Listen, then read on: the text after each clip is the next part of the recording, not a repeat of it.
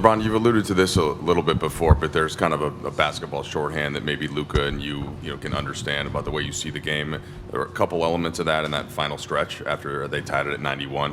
What were you seeing kind of collectively together down the stretch there? Well, just trying to make the right plays at the right time. I think over that last 5.5 defensively, we buckled down, we got stops, and then we just wanted to execute. Obviously we still, getting familiar about what our late game package is, where we guys need to be, where we need to be able to execute and get great shots, and we did that. We did that in that final stretch. LeBron, there was obviously a lot of anticipation for this game and this matchup. How did you feel that Luka handled the emotions tonight? As well as you can. I mean, obviously, it's a lot of emotion that goes in when you give so much to a franchise and you sacrifice for a franchise, and you have that type of love and respect for the franchise. And throughout all the journeys. Went to the finals, all that stuff. And he's grown from being an 18, 19-year-old kid to now 25-year-old man and family and all that stuff. So you grow into a family with the franchise, and when you move on or they move on from you, it's very emotional. Obviously, it's very taxing, and it's probably a lot of things that was going on in his head that probably didn't even involve the game itself. So and with that said, I thought he handled it tremendously.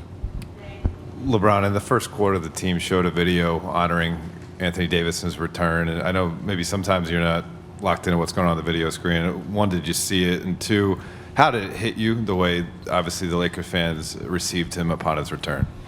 No, I definitely saw it. I watched it from start to finish. I mean, we know what AD was to this franchise and what he did for this franchise from the moment we got him. To hosting the Larry O'Brien Trophy, to All-Star nods, to we won the in-season tournament, first inaugural in-season tournament, and many dominant nights. Not only in this building but also on the road as well. And obviously, our friendship goes without saying. He was one of my best friends, and it was great to see him get that recognition and him get that moment. LeBron, you had 16 points in the fourth quarter, but I think Dorian had 2. But there was a closeout in the corner, a Gortat screen that got Luka layup, and that poke away steal. Just what have his sort of intangibles meant to this team as it's kind of redefined itself here over the last 6 weeks or so? Yeah, we knew exactly what we was getting when we got him. We knew we'd get things in the box scores, and then there would be things that didn't show up in the box score. He's just a winning player. He makes winning plays, and like you said, those 3 plays right there down the stretch, the Gortat screen, getting Luka that layup when the game was tied. I drove left on one of my possessions and missed a floater, and he tip-dunked it in, and then be able to get a tip from behind and got us another easy basket. 3 of the biggest plays of the game. So, you got guys like Dodo. You just know that he's always going to make winning plays, no matter wherever, from the first to the fourth quarter. Hey, Bron, you're no stranger to the emotions of these big games and the pressure. Obviously, completely different circumstances, but playing against Cleveland for the first time after going to Miami comes in mind. What was your advice for Luka tonight? No, I didn't have none, man. Obviously, we understood as his teammates that we wanted to try to get this win for him. Obviously, we know what transpired not too long ago. So, as his teammates, we wanted to try to back him no matter how, in any way, shape, or form.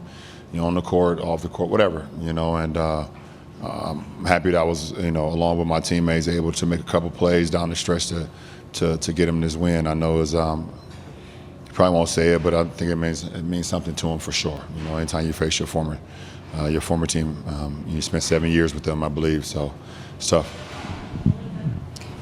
LeBron, JJ said that he feels like you're playing at an all-defensive level right now, and you guys have had the best defense in the NBA since mid-January. What's fueling that extra pep? Do you see yourself as a driver of that? Obviously, it's a collective thing, but I take that side of the floor very seriously. I take my matchups, very seriously every night, and to be able to, get stops in this league, it makes your offense that much better. But it's just individual pride for me.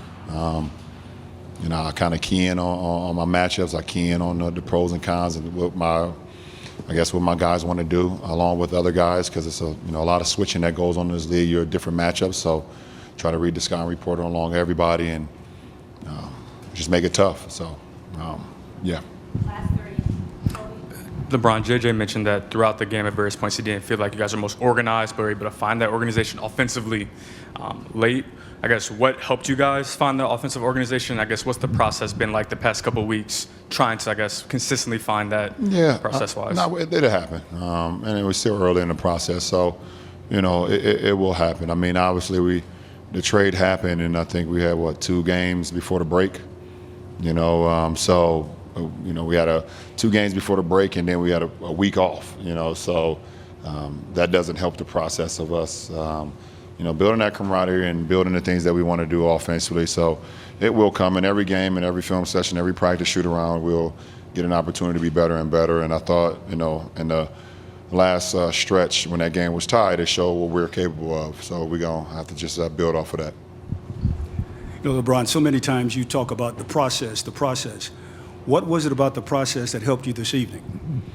Just staying even keel, no matter what's going on in the game. We know teams are going to come here and they're going to play well. We knew they were going to play well.